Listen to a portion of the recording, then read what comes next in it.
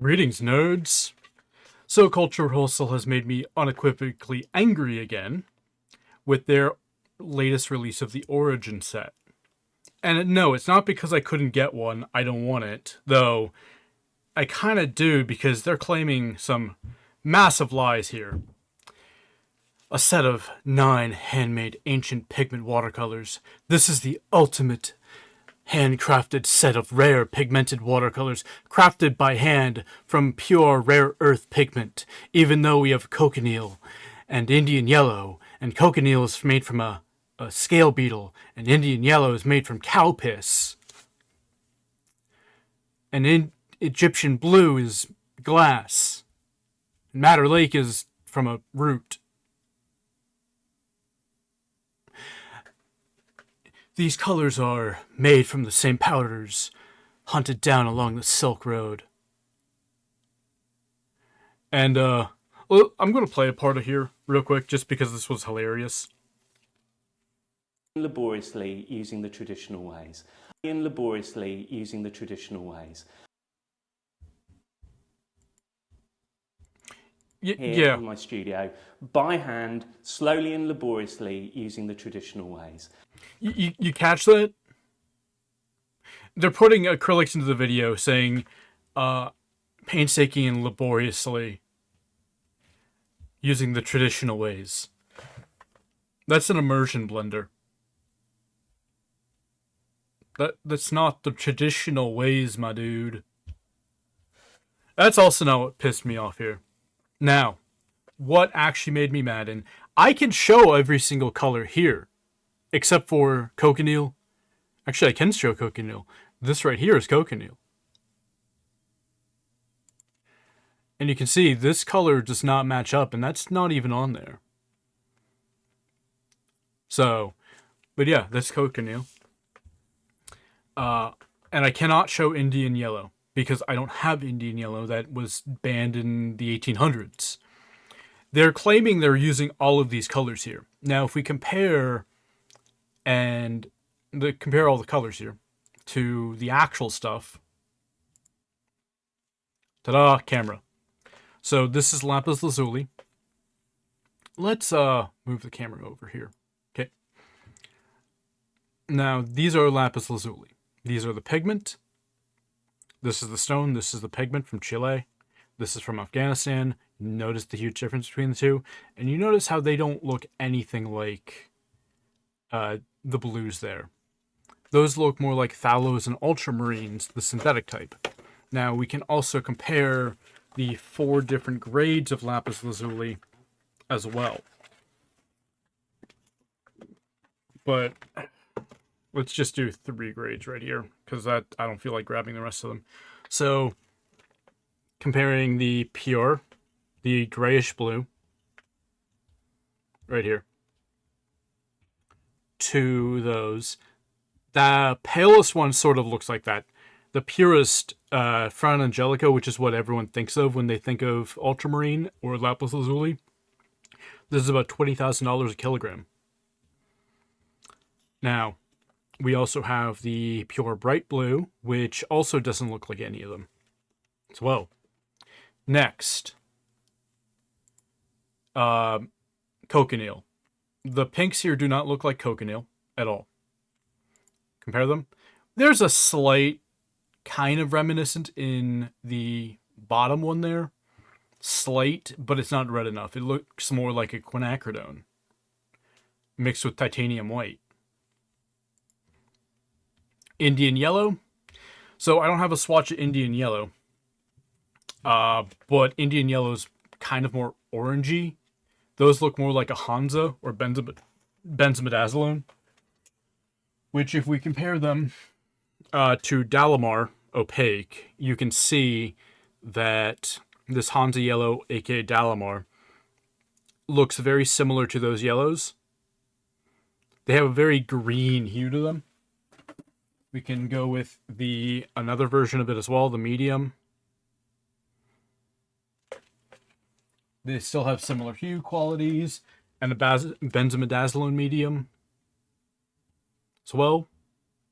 All similar hue qualities. This is what most people use as a replacement for Indian yellow. You see, this is way too warm to be any of those two. Now, there is a cooler version of Indian yellow. However, that is quite unusual to find, and I've only seen it in museums before. I've never seen a swatch of it. Madder Lake. This right here is Madder Lake. As you can see, this is a very brown color. Now, we have a permanent brown madder from Atelier here, and this is actually fairly close. It's PY75, 175, and it does kind of come out like this in paint, this brownish red color right there. And as you can see, there is some overlap with it. They are different, but they're very similar. Next, we have Cinnabar. So we have the orange version, the red version, and we have two more versions over here. We have Natural Cinnabar from China, and we have Cinnabar Fine from, both of these come from Kremer. And as you see, none of them actually line up with what people would associate. Now, this is also called vermilion sometimes. That one specifically is going to be vermilion, which is the much more orangey type.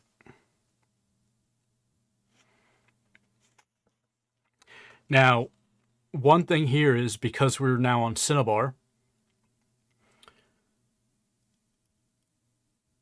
if you look at the page, there is no hazard label for it. Cinnabar is mercury sulfide. This is incredibly toxic, and you should not be using it licking a brush, it being on your skin, really. Now, mercury can't be absorbed through the skin, but now my gloves are starting to make sense to people. The fact that I have toxic pigments here, stuff like that.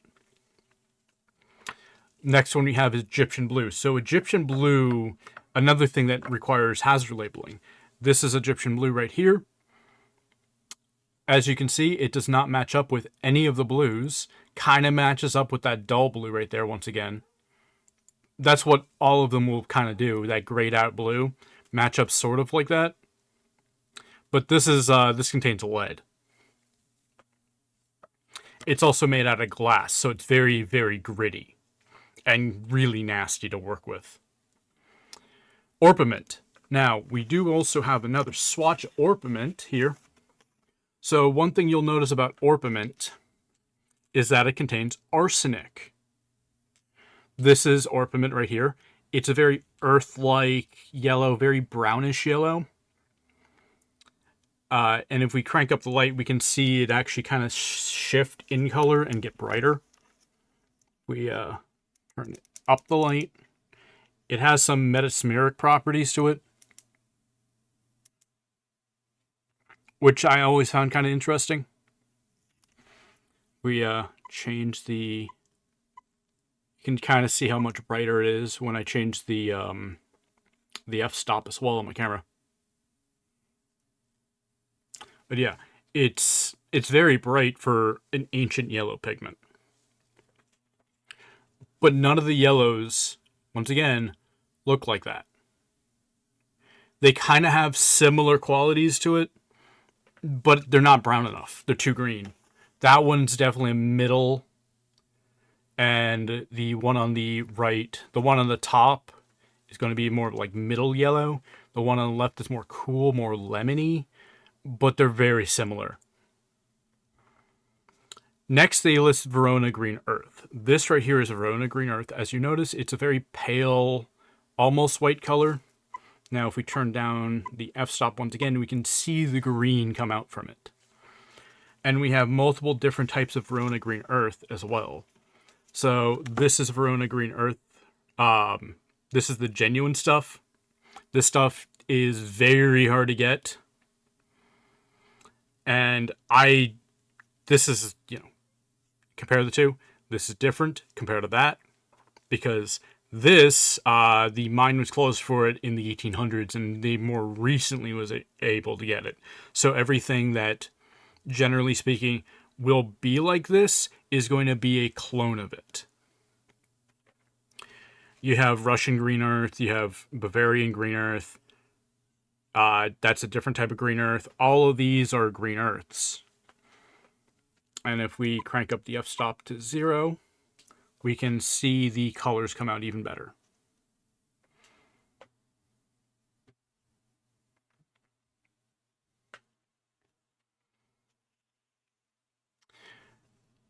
Next we have, well, they only listed 9. They only listed 8 out of the 9. So what's the 9th one?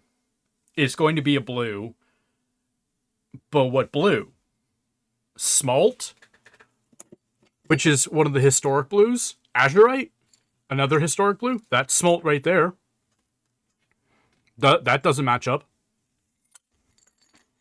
This is what the original cobalt was.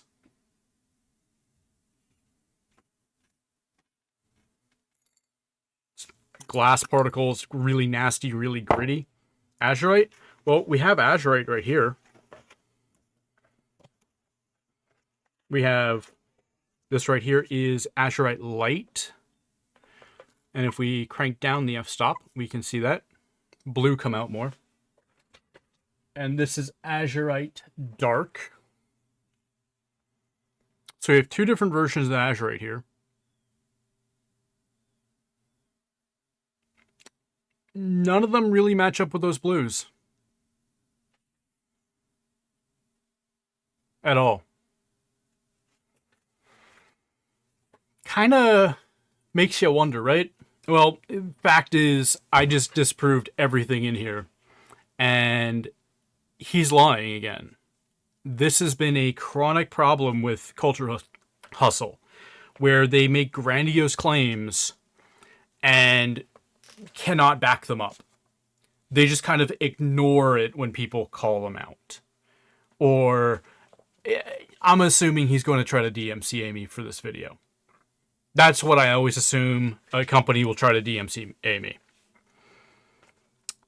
Whenever they get negative criticism. But people who love this paint really love it. Why? Because it's sort of a cult. It's just like Pro Acryl. Oh, and by the way, this is kind of what a carmine looks like. In fact, this is a Diketopyrrole cochineal is called carmine. But this is kind of what it looks like. So, but that's Diketopyrrole rubine specifically. So, very similar, once again. But yeah. It's a thing. This is a chronic problem with the Culture Hustle. Their paints aren't very good. They're very craft paint like, but they're extremely expensive. This place is very well known for their blackest black, their pinkest pink, their lit pigments, which are just day glow pigments, which you can get day glow pigments directly from them. You can get what, like a pound of it for $80, which sounds like a lot of money, and it is, but you know, that's a pound of it for like $80. You can sometimes they might be able to get you it for cheaper, but that's generally speaking what it'll cost for a pound sample. So almost half a kilogram,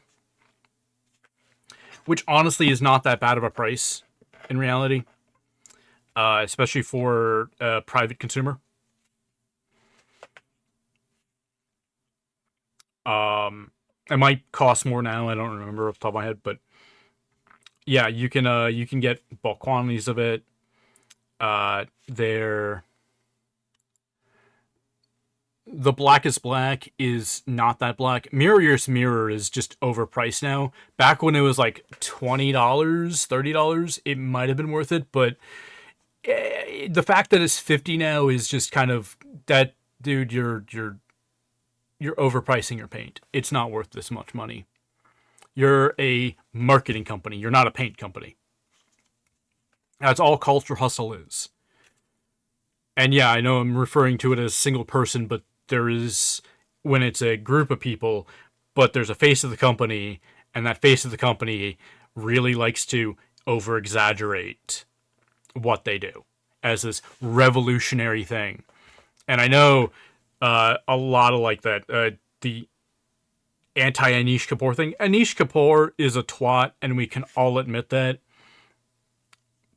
But the fact that, you know, the company lies constantly, like this origin set here, this origin set, I just proved none of the pigments match up with the actual pigments. Okay? Except for Indian yellow, which I can't because I can't even find a swatch of it online.